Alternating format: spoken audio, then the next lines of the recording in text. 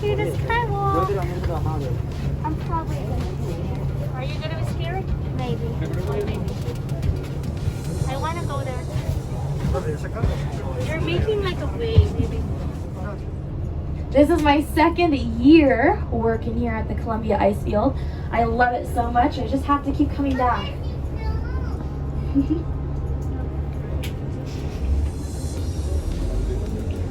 Now, if you guys thought the glacier was pretty cool, wait until you see my amazing U-turn. Do you guys see that little dent on the hut there? That was Hans. I'm kidding. Look at that, I did it. Oh, thank you. So how was the glacier? Good. It was good? What was your favorite part? The water. The ice. Did you guys feel any wind on the glacier? Yeah. Do you know what kind of wind that's called? What? It's called Catabatic Wind. Catabatic is a Greek term for downward wind. So if you're looking on your left, this Catabatic wind picks up all the dirt, all the dust, and all the pebbles and throws it downward.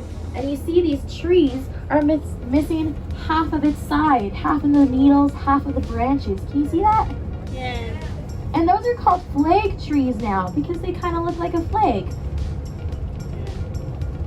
And so it changes the genetics of the tree. And the tree decides to say, hey man, I'm not liking how you're throwing rocks at me. I'm not gonna go grow branches on that side. So then they don't. And it stunts their growth, kind of like mine.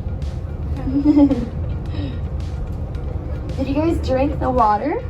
Yeah. And how was that? A little cold? I came out here for my grade 8 science trip way back when, and all the boys in my class had 2 water bottles each full of the glacier water.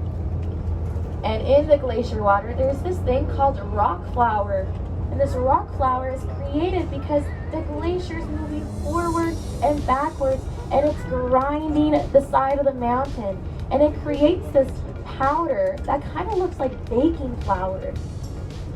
But what the boys in my class didn't know was that if you have 2 water bottles full of glacier water, you're not supposed to chug it in half an hour because this rock flour is a natural laxative.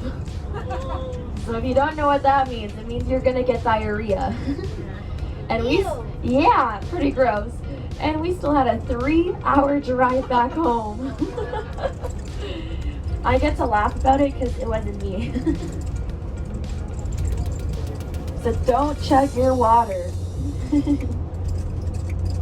It's almost like wine tasting. Sip it, taste it, swirl it around. So we are in Stony Nakota land right now, Treaty 6 and 8. They were the first settlers here at the Columbia Icefield. So when the Athabasca Glacier was at its biggest, it was at these blue staircases. Ooh, ah. So it was much colder when they were living here with that glacier that big. And their culture is absolutely incredible because everything they know and everything they learn, they pass it down to the next generation, the younger kids, through storytelling. I love stories. Do you guys know how thick the Athabasca Glacier is when you are standing on it? 265 feet. Yeah, and that's exactly the same height as the Skywalk when you're standing on the glass. So you're gonna look down at the valley and think, oh my goodness, this is how thick the glacier was. It's really cool. On our left-hand side, we have Mount Snowdon and Dome Glacier. Mount Snowdon is pretty awesome. If I were to hike up to the very top of that mountain and pour my water bottle down the side of it, the water would separate into 3 different oceans. Do you know what oceans? Any guesses? Pacific, Atlantic, one more. And the Arctic, exactly. And that's called a triple continental divide. And it's the only one in the entire world, and it's right here. Do you guys see that little, not little, but do you see that U-shaped formation on the mountain? No? If you look out your window on the left side, it has that big dirt, that big old mountain. It looks like a U. That's called a U-shaped valley. So when the glacier was at its biggest, Dome Glacier was moving forward, so powerful, with so much force, but very slowly, and it started to carve the side of the mountain into that U shape. On our left-hand side, we have Sunowapta River, and that's a Stony Nakota term for turbulent water, fast-running water. And it's not clear, it looks a little dirty, but that's just showing us there's a lot of rock flour in there. So definitely don't drink out of Sunowapta River. And here we're driving through the shooting range. I'm not gonna lie, I did not place all of these boulders on the side of the road here. They came tumbling down Mount Wilcox on the right-hand side. And that was because of the freeze and thaw cycle. So what happens is the water seeps into the cracks of the mountain, and it freezes, and it has so much power and force, and it's pushing the rocks out. And then when the water thaws, the water runs away and the rocks come tumbling down. But don't worry, I've actually been in 2 movies where I was a professional stunt double driver, so I know how to weave through flying objects.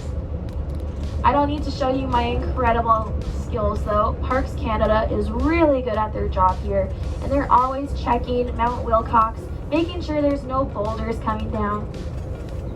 And that's just another type of a rock slide. If we're looking back at Sunowapta River, it's also known as a braided river. And that's because it has all of these different channels.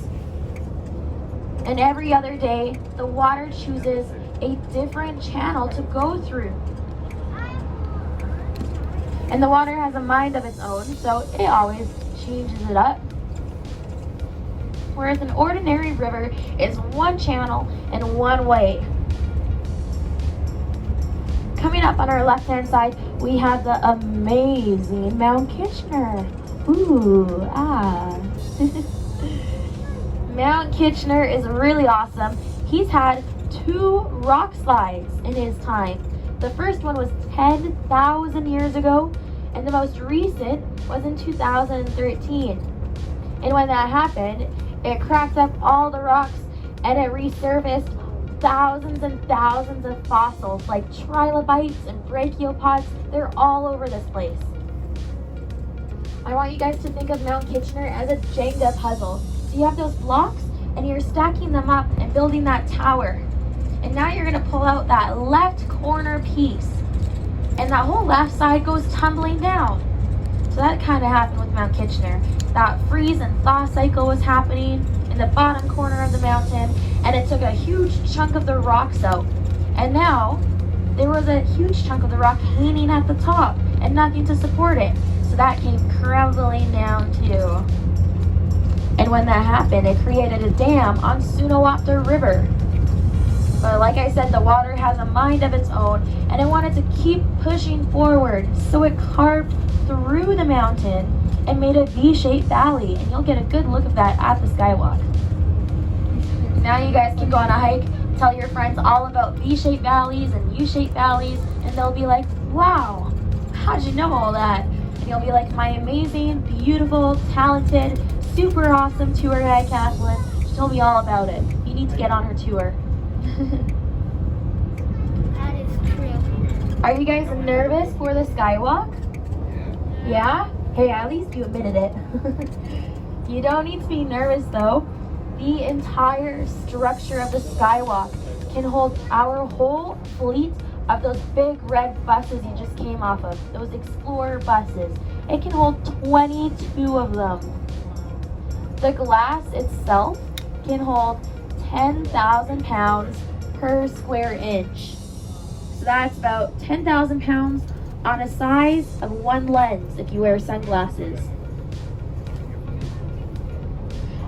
The construction of the Skywalk began in 2012 and opened up in 2014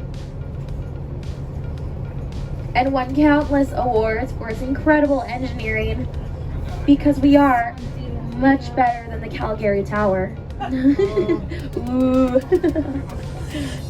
The Skywalk offers free audio tours if you want to know more about what exactly you're looking at, the mountains, the glaciers, the animals you can find here, anything, even the engineering of the Skywalk. It's a really good tool. The only downside about the audio tour is though it's not my voice. Not even worth it now. I've been trying to convince my boss to let me re-record it, and she's not letting me. She keeps saying no. Maybe you guys can convince her for me. And it comes in English, French, Mandarin, Japanese, and Korean. On the right hand side, do you guys see that giant snow pile? Yeah, that's the Columbia Icefield. That's a lot. You guys can stay here as long as you like. There's shuttles every 15 minutes. But take everything with you just in case you don't have one. I'd love to hear your feedback on TripAdvisor. If you didn't, my name's Lena. Make sure you grab your tickets so the ladies here can scan them. Okay.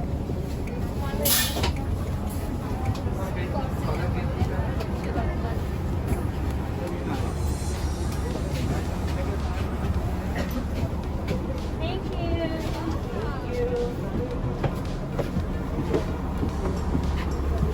See you later. It's a secret. The movies aren't out yet. It's an action movie. It's the next one coming out. You have to see if you can see me in the movie. Okay?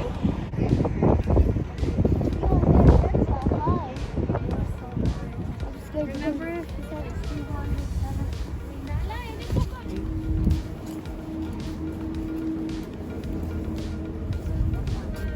Hi. Are you getting the tickets or just scanning? Just scanning the tickets. Oh.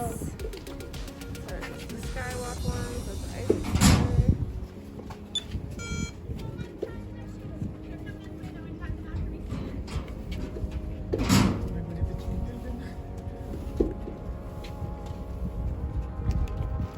So it is just a one-way attraction, so there's no backtracking, but you can loop the glass as many times as you guys would like. Just keep to the right as much as possible for people to pass you. Okay. And I think that is all. Thank you. Thank you. Hello. We're here at the Skywalk. Yeah, go. Take one, Trader. Yeah, there's one per person. Para ka lang. Please. They work by pressing the numbers that you see on the displays, and then you hold them up to your ear like a phone. Thank you. Press one, and then you hear it like a phone. Subukan mo nga dyan, Ethan. Yun, hindi ka matakot dyan. Salamin yan. Wala.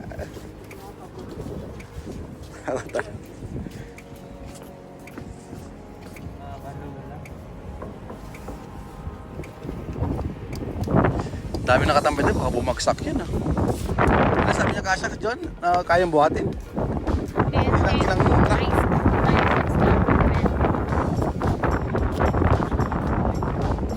Grabe naman oh.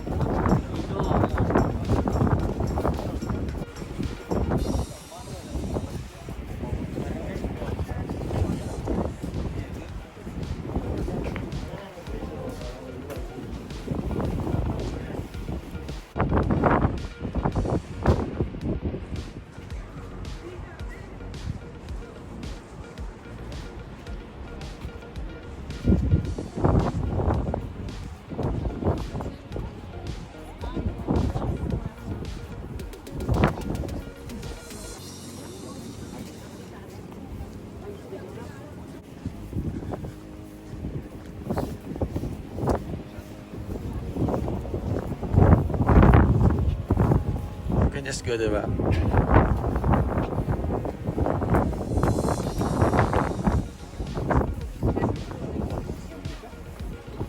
Glass guidelines. One way at all times.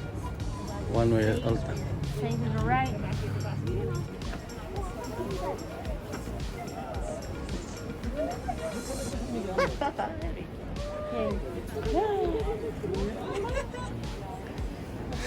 Takot yata. Nakakagula. Wala, gumagalaw-galaw pa oh. Tumingin ka na magano.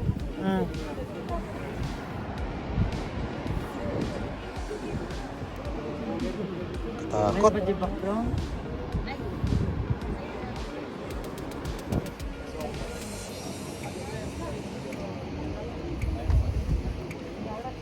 Did I goes both?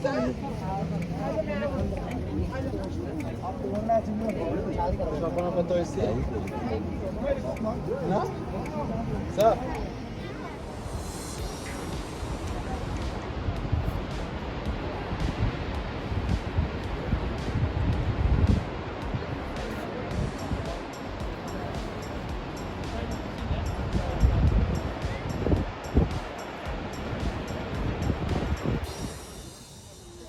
Guys, see these oiseaux? How they build it. Regarde ici les oiseaux.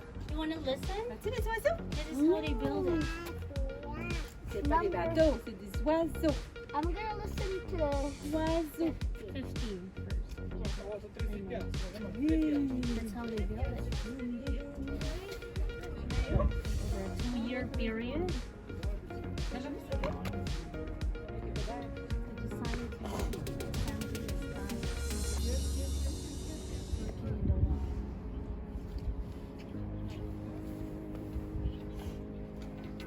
This is how this